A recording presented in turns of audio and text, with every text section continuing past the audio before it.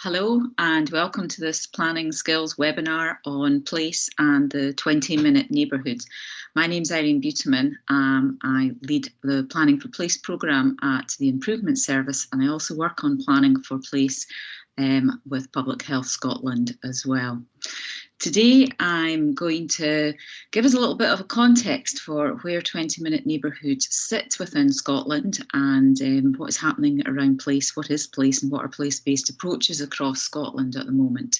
Then we'll spend a little bit of time on what a 20-minute neighbourhood is, and then I'll focus in a little bit more specifically around that planning ask of 20-minute neighbourhoods through the work that we have done with Edinburgh on their local development plan.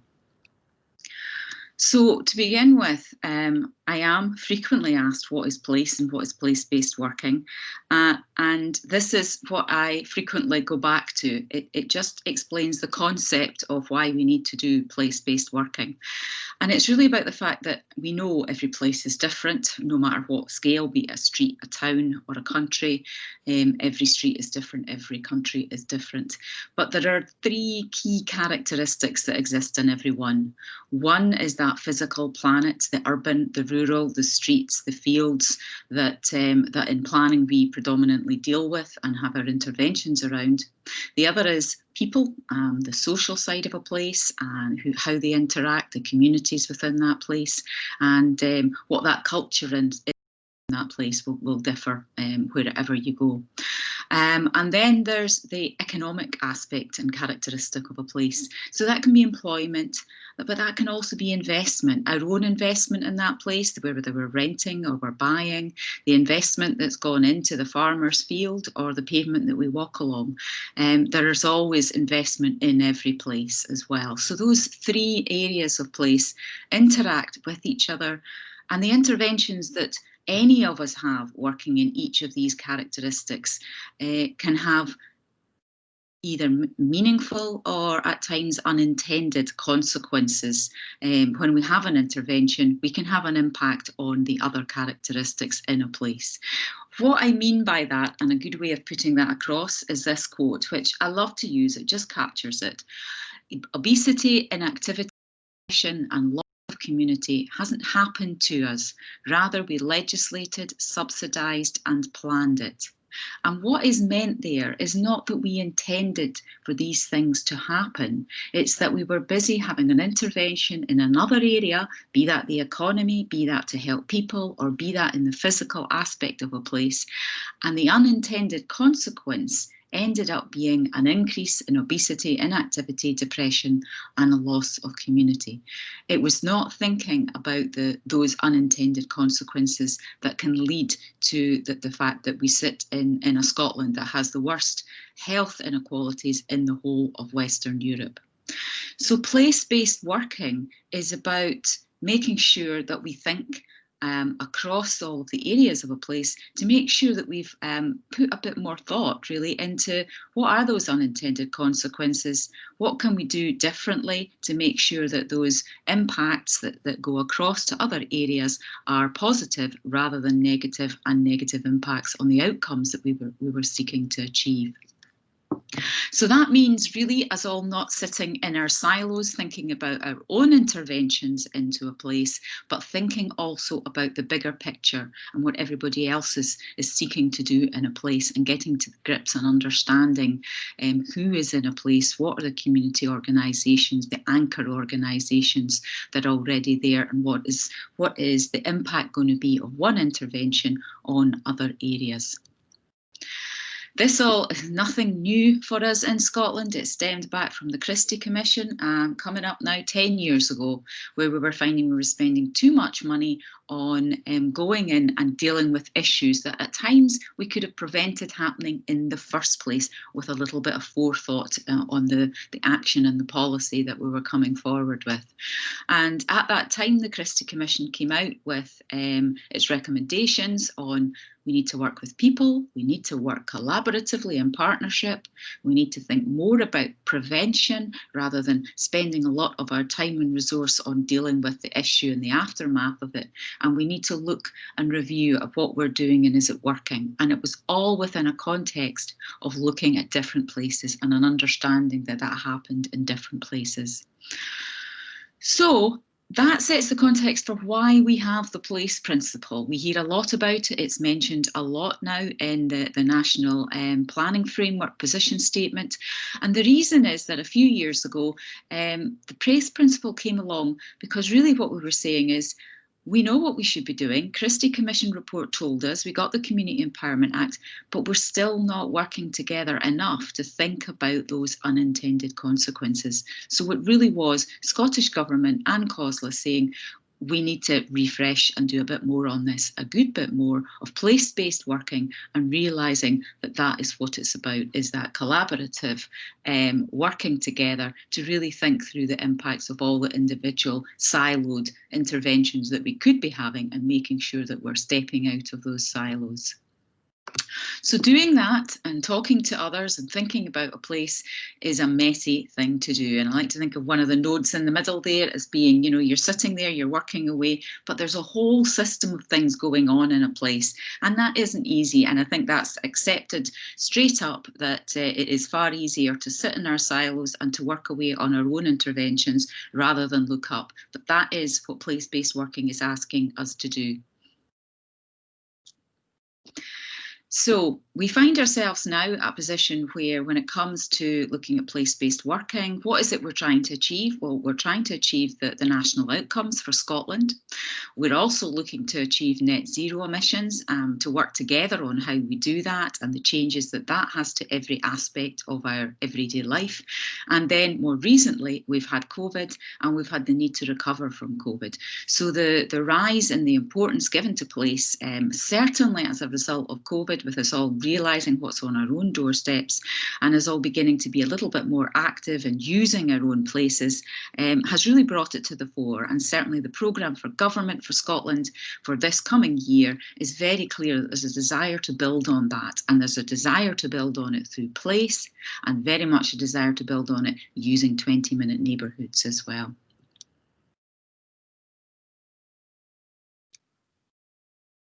Okay. So what I'd like to do today is give a couple of other examples of place-based approaches, but primarily to focus on 20-minute neighbourhoods. The other examples are there because they're part of the solution. There isn't anyone saying, go out, let's look at that ambition of 20-minute neighbourhoods in isolation. They'll be far more successful if we think of combining them up with other place-based approaches that exist. So very quickly, community wealth building. There's an elected member briefing note on the Improvement Service website if you'd like to read more about it. It is very much about looking at those anchor organisations in an area. Primarily, when we think about that, that's councils, that's the NHS, that's any organisation that's a significant employer and has a significant amount of land and property and procurement within an area. And it's about asking those organisations to think first, to not always go for what may seem the cheaper option, but to at times go for what would be the option that deals with the other priorities that they've got and could in the long term save them more money than going for the shorter term immediate answer that would be saving money. A very good example when it comes to planning is the moving of West Dunbartonshire's council offices from an out of town centre location right smack bang into the town centre of Dumbarton. They could have more cheaply gone elsewhere, gone to Clydebank, gone to a purpose-built office, but instead they were aware of problems with their town centre, they were aware that it wasn't thriving, and so they moved their council offices, they moved their people into the town centre, they took over a derelict site that had been sitting there for 30 years, and in doing that, they didn't just use their assets, they also used their people, moving them in, that are now going through the town centre, helping it to thrive, and they used their procurement by making a decision not to have a cafe in the office so that people would go out into the centre and create footfall. Another area where place-based approaches are fundamental is the Regeneration Capital Grant Fund, which specifically asks that projects involve people, local communities, and that we look to help those in the most immediate disadvantage. An important aspect of every place-based approach is that it is there to deal with those inequalities, because it's those unintended consequences that impact on our increasing inequalities, and that's where we have to be clear that we're not having that impact. For the Regeneration Capital Fund, an example being Falkirk Town Centre, the themes are clear again. It's about people, the local community, it's about the physical, redeveloping a town centre square, and it's about the economy and the impact that it can have and how it can promote an economy. So leave that one with you. It is always about physical environment, the people, and the economy as well.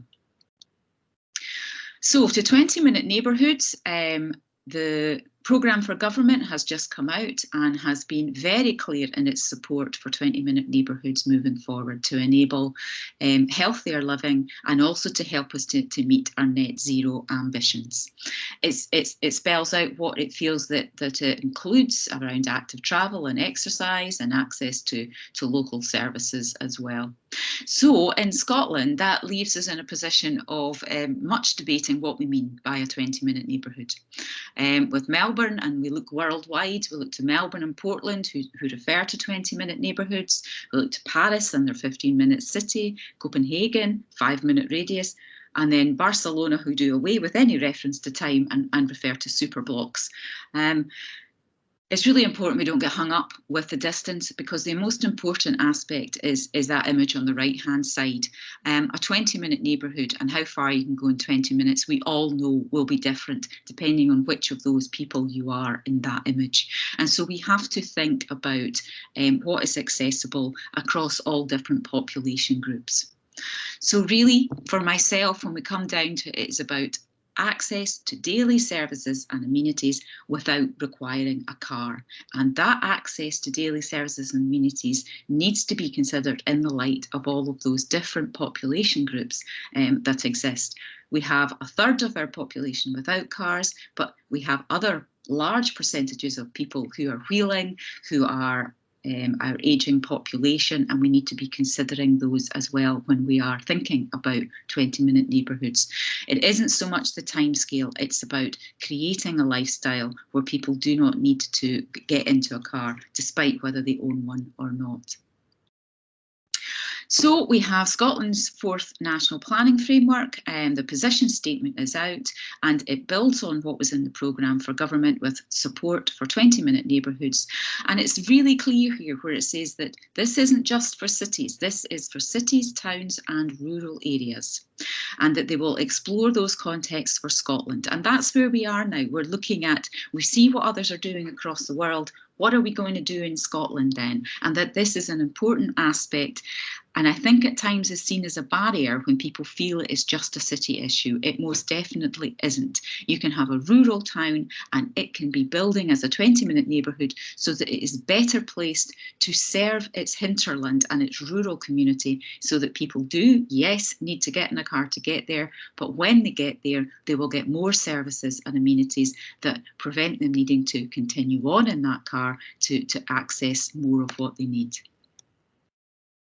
So applying that concept of 20-minute neighbourhoods, again, the position statement is quite clear in saying that the spatial strategy and the policies will reflect those needs and aspirations. And 20-minute neighbourhoods are seen as the potential to reduce emissions and to improve health and well-being. And that we will be exploring now as we move forward that emphasis on living locally. And I think that's the real thing. That's what we're talking about, not so much of an over focus on an amount of minutes.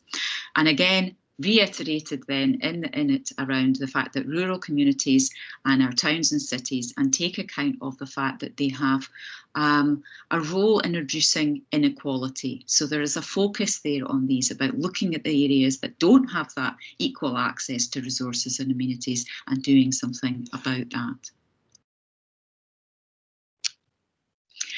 Finally, from the position statement, one that I was particularly pleased to see, those of you that know me will know that I'm working obviously with Public Health Scotland, and really keen that we get an embedded national planning framework that really does look at reducing the inequalities and increasing our health inequalities in particular.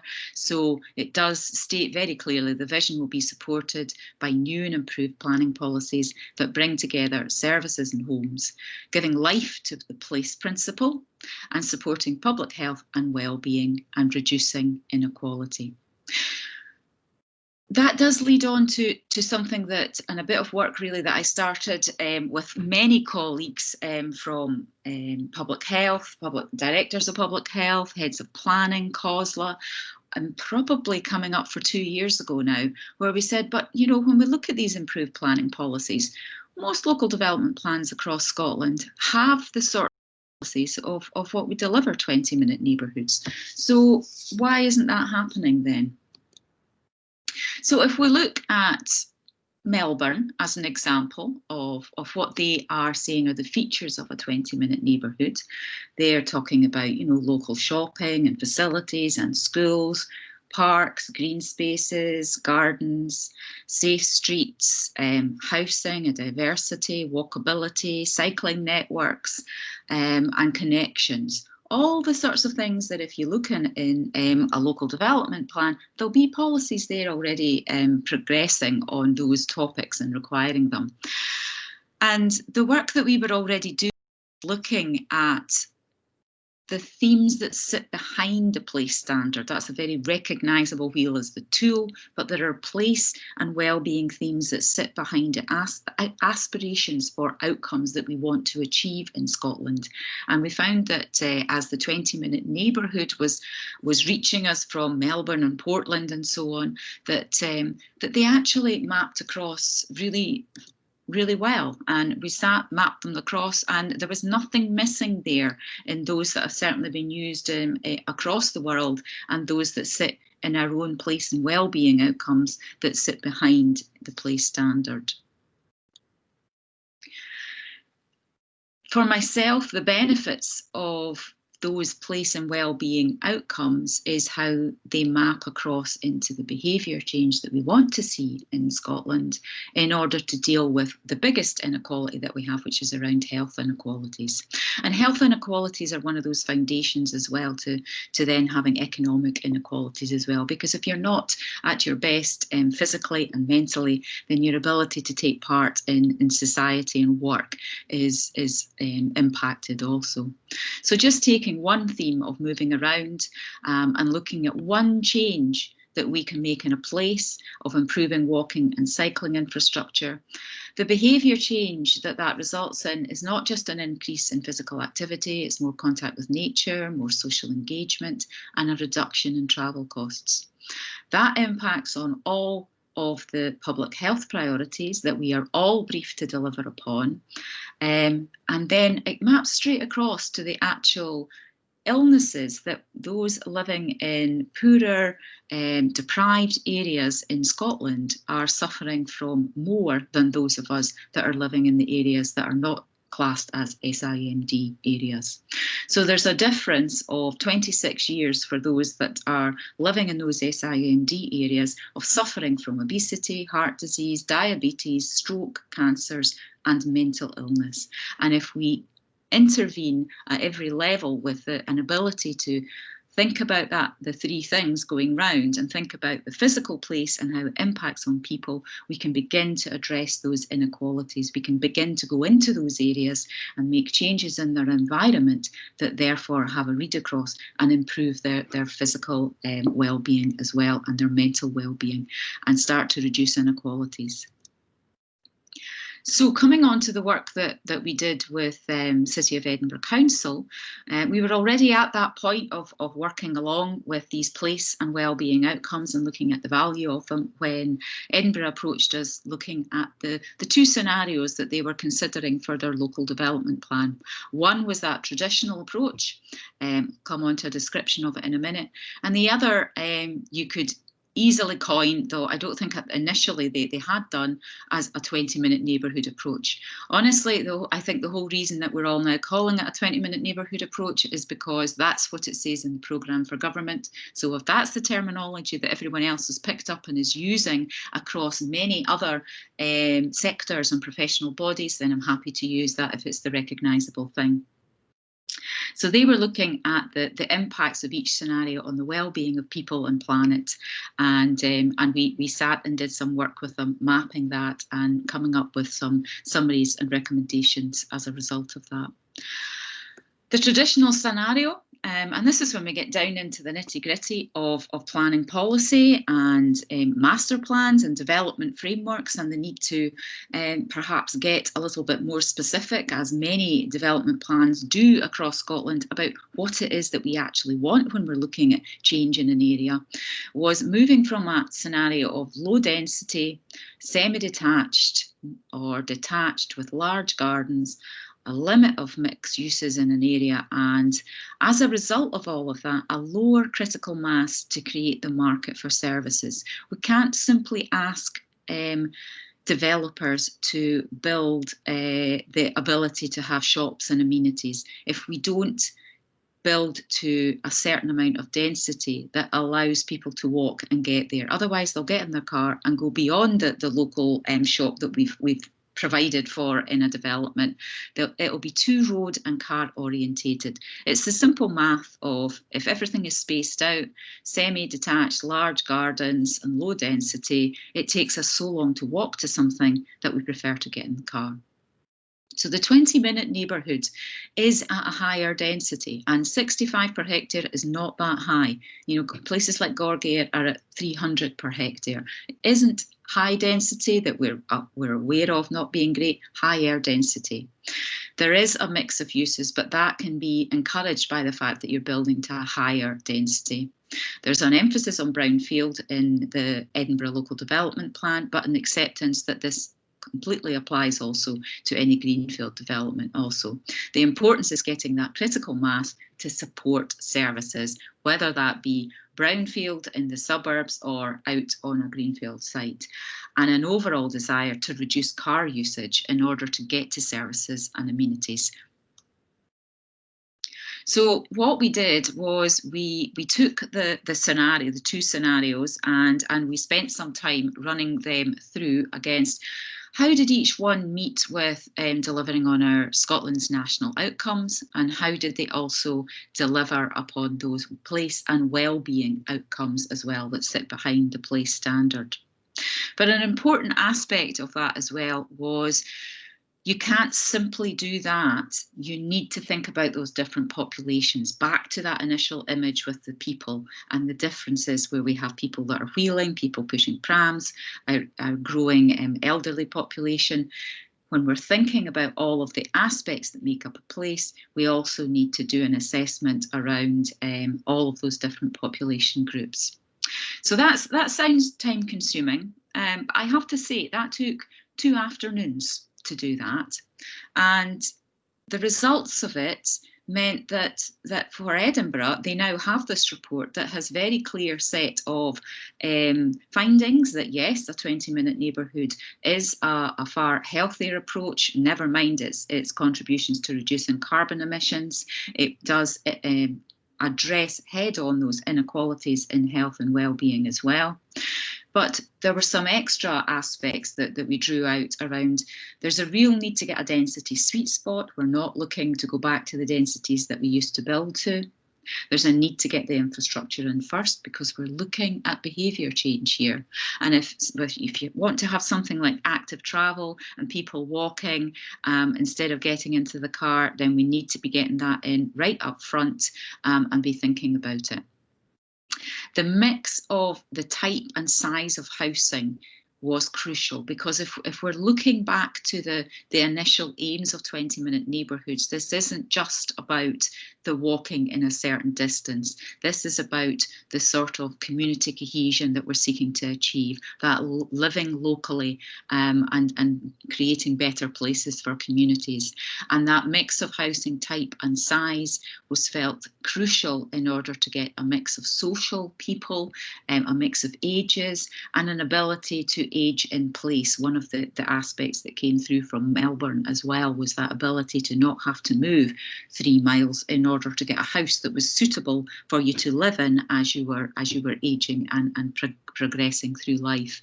And also for that practical support. Yes, being neighbourly, basically, you know, the ability to go in and help an older neighbour, and the fact that happening can keep them in their homes longer, but also for that older neighbour to be there at times of need to look after and babysit and look after children coming home from school when we're all out at work or there's a mother working part-time.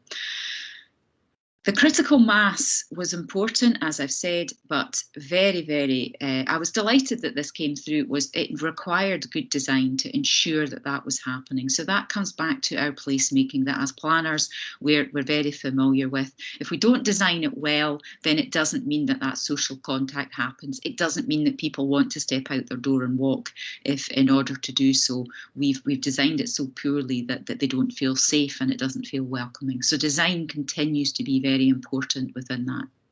And then finally, an important one, given the impact that COVID has had on our public transport, is that reducing the travel aspects through a 20-minute neighbourhood benefits everybody, especially those on low income and those with other commitments. Now that means, and I'll come on to just a little bit of an image around that, is that what we have right now is a national transport strategy that is quite clear that the private car is at the bottom now, walking and wheeling is at the top, public transport is in the middle. There's a crucial aspect of 20-minute neighbourhoods about getting people to walk out their door, and irrespective if they're not the 30% of us who don't have a car anyway, that the other 60% are living in an area where they are encouraged to walk past that car and walk to whatever they need, or to get on public transport, because that is what leads to the bus circle of growth or the bus circle of decline. Again, this is taken from the National Transport Strategy. And the arrows there show, you know, if you increase patronage, then fares fall, costs fall, more people use the buses, there's less cars on the road, less congestion, buses get faster, they get more punctual, more people start to use them. That's that upward thing, but there really needs to be something in there about if we make it easier to get to your bus stop, if we always are thinking about this is walkable communities, but there are other things, other services that you don't get to on a daily basis that you need to get to by bus, then it's important that we think about how do we link everybody in to a bus service. Again, there's a critical mass there. If we're building at sufficient densities, then we get enough people that it is worth the while of bus companies to go into areas, because they will actually get a sufficient number of people using that bus service. And again, that bus circle of growth can happen. So where are we now then? As I say, we have Scotland's 4th National Planning position statement, supportive of where we are. How do we move forward from there? Moving on, we'll be looking at that same set of checklists at different scales. Obviously, working with the Edinburgh Local Development Plan, we were looking at a whole council area and how a 20-minute neighbourhood would assist for that. We want to also look down at a more local area and up more regionally. We're working at the moment with North Ayrshire Council on our Drossen Development Framework, an area not just that's looking at a new campus and housing coming in on the edge of our Drossen, but is actually within a 10-minute walk of their town centre, a town centre that was struggling before COVID hit and is going to continue to do so, as will our town centres across Scotland. So that is an interesting one, because it's also looking at how 20-minute neighbourhoods start to be a focus for retrofitting all of our current centres across Scotland. We don't always have a greenfield site to go in and plan these, but we can begin with our town centres, and certainly the Ardrossan change is quite substantial, but any change in a town centre now should be thinking about how is it helping? Is it building that critical mass? Are we looking at housing? Are we getting people back in to our town centres in order to build a critical mass that can support more local economies? And then at a regional level, we'll be going on later on, I should think now in the new year, and specifically want to look at a more rural area, because we need to get to the bottom of that Scottish context for how does this help a rural area, and assess that as well. For 2021, my own work will start to look at how we prioritise areas of inequality with long-term support around this. Inequality exists in Scotland. There is little point with our limited resources, our limited capacity that we have to try and help everyone. We simply can't do it. But we have the stats that tell us what areas need helped. We have the local outcome improvement plans in every area that tell us what our priorities are, what really needs attention. And we have the ability to be part of the answer in every one of those priorities in the local outcome improvement plans. So we can see where we would need to go in and start to make a difference and put our time, our very limited time and resource, and to focus in on when we're looking at our local development plan policies as well. More information as I move forward on this is on the Planning for Place page on the Improvement Services website, as are the documents that I've referred to throughout here as well. And thank you very much for listening. Please do get in touch if you would like any more information on anything, or if you've got any thoughts that you feel would help us along the way. Very welcome indeed. Thank you.